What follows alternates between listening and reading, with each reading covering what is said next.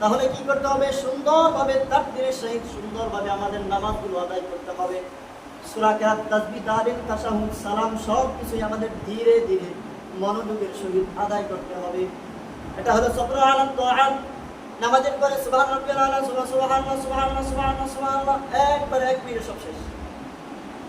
এটা ধৈর্যের বলে না, এটা সবর আলা তাআত বলে না। যদি সবর আলা তাআত হয় তাহলে আপনাকে সুবহানাল্লাহ সুবহানাল্লাহ সুবহানাল্লাহ ধীরে ধীরে ধীরে ধীরে সুন্দর করে পড়তে হবে।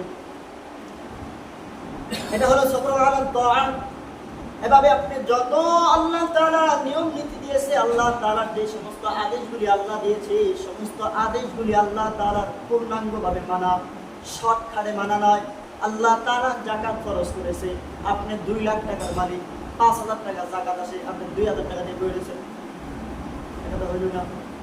এভাবে আল্লাহ তাআলার প্রত্যেকটা বিধানের ক্ষেত্রে আপনার ধৈর্যের সাথে আল্লাহ তাআলার সমস্ত বিধানগুলি মানা।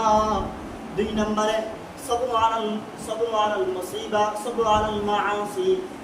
আমাদের গুনাহের ক্ষেত্রে ধৈর্য ধারণ করা। কেমনে? আপনার বয়স এখন যুবক, আপনি এখন তারুণ্যের বয়স, আপনি চাইলে 5 ওয়াক্ত নামাজ মসজিদে পড়তে পারেন, কিন্তু আপনি মসজিদে নামাজ না পড়ে আপনি গান বাজনার আড্ডায় জমা হয়ে যান, আপনি গান বাজনার আড্ডায় মশগুল হয়ে যান। আপনার দ্বারা দুনিয়ার কোনো কাজ হয় না, আপনার দ্বারা দিনেরও কোনো কাজ হয় না। দুনিয়ার যা হয় সব অশ্লীল, এটা দুনিয়ার কোনো কাজে লাগে না। এটা আপনার অন্তর কালো করে আপনাকে ক্ষতিগ্রস্তর দিকে নিয়ে যায়। এই জন্য আপনার কি করতে হবে? আপনার সবর আলাল মাআসি, গুনাহ থেকে আপনাকে সবর করতে হবে।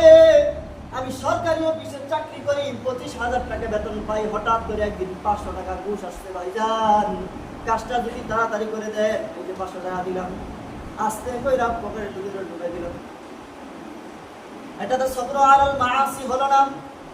কারণ ঘুষ তো আপনার জন্য আল্লাহ হালাল করে নাই, সরকারও হালাল করে নাই। সরকারের ধার্যকৃত যেই টাকাগুলো দিয়েছে, বেতন দিয়েছে, সেটাই আপনার জন্য হালাল। কিন্তু আপনি অতিরিক্ত যেই কুর্তি কামাইটা কামান, এটা তো আপনার জন্য হালাল না, হারাম।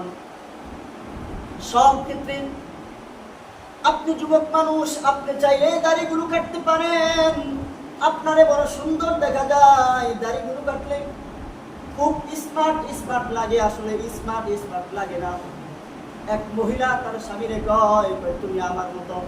তোমার মতো কেমন হইলাম? তোমারও মুখ দাড়ি নাই, আমারও মুখ দাড়ি নাই, বুঝছেন?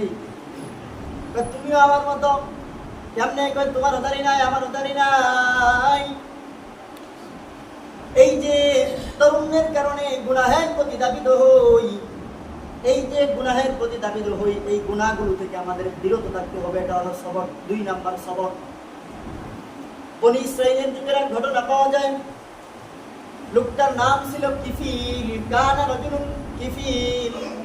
এমন একজন মানুষ, তার দ্বারা দুনিয়ার এমন কোনো গুনাহ নাই যেই গুনাহ তার দ্বারা হয় নাই। শেষ পর্যায়ে একজন মহিলা বড় অভাবগ্রস্ত হয়ে তার কাছে আসছে কিছু টাকা ধার নেওয়ার জন্য। হাদিসের মধ্যে বলা হয়েছে 60 দিরহাম তাকে টাকা দিস। বলে টাকা দিলাম, কিন্তু শর্ত হলো তুমি আমাকে স্ব-ইচ্ছায়, নিজ ইচ্ছায় তোমার সাথে আমাকে থাকতে দিবা, তুমি আমার সাথে থাকবা। মহিলা অভাব অনটনের কারণে, মহিলাটা আল্লাহ তাআলার খুব ভীরু, আল্লাহ তাআলার খুব ভয় করে আল্লাহ তাআলাকে, কিন্তু অভাবে করে রাজি হয়ে গেছে, কারণ তার টাকা পয়সার দরকার, অর্থ সম্পদের দরকার। কিফিলের কাছ থেকে টাকাগুলো নিয়ে মহিলা রাতের অন্ধকারে কিফিলের বাড়িতে যখন চলে আসলো, কিফিল দেখে মহিলাটা কাঁদতেছে। কথা ছিল মহিলাটা স্ব-ইচ্ছায় তার সাথে অপকর্ম করবে, কিন্তু মহিলাটা কাঁদতেছে। বলে তুমি কাঁদো কেন? বলে আমি কাঁদতেছি এই জন্য, আমার এই জীবনে আমার দেহের ভিতরে কোনো কলঙ্কের কালি লাগে নাই। আমি সব সময় আল্লাহ তাআলার ইবাদতের মধ্যে মশগুল থাকি, আমার দ্বারা কখনো গুনাহ হয় না। কিন্তু আজকে এমন একটা পরিস্থিতি আইসা আমি আপনার সাথে রাজি হয়ে গেছি, আমার আল্লাহর সামনে আমি কেমন করে দাঁড়াবো? এই ভয়ে, আল্লাহর ভয়ে আমি কাঁদতেছি। কিফিলের মনের ভিতরে আল্লাহ তাআলা একটা ভয় ঢুকায়া দিলেন। হায় হায়, এই মহিলাটা কি বলতেছে? সাথে সাথে তার ভিতরেও আল্লাহ তাআলার একটা ভয় চলে আসলো। বলে, মহিলা তুমি চলে যাও, তোমার সাথে আমি জিনা করব না, তোমার সাথে আমি অপকর্ম করব না, তুমি চলে যাও বাড়ি থেকে। আমি আল্লাহ তাআলার ভয় আমার অন্তরের ভিতরে নিলাম, আমি আজকে থেকে ভালো হয়ে যাব, আর কখনো গুনাহ করব না। এবার কিফিরের বাড়ি থেকে মেয়েটা চলে গেল। এই দিক দিয়ে সকালবেলা খবর প্রচার হয়ে গেল, নিকৃষ্ট কিফির দুনিয়া থেকে চলে গেছে, নিকৃষ্ট কিফির দুনিয়া থেকে চলে গেছে। মহিলাটার ভিতরে কৌতূহল জাগলো, দেখার জন্য যে দেখে আসি। তারা মহল্লার সমস্ত মানুষগুলি তার বাড়িতে গিয়ে দেখলো, দরজার ভিতরে লেখা, কে যেন লিখে দিয়েছে, তোমরা কেউ কিফিরলে খারাপ বলবা না, কিফিরলে আল্লাহ তাআলা মাফ করে দিয়েছেন। সুবহানাল্লাহ। এই যে তার গুনাহের একটা শক্তি ছিল, চাইলে সে গুনাহ করতে পারত, কিন্তু সবর আলাল মাআসি, সে গুনাহের জন্য গুনাহের থেকে সবর করেছে, ধৈর্য ধারণ করেছে, আল্লাহ তাআলার ভয় তার ভিতরে ঢুকাইছে।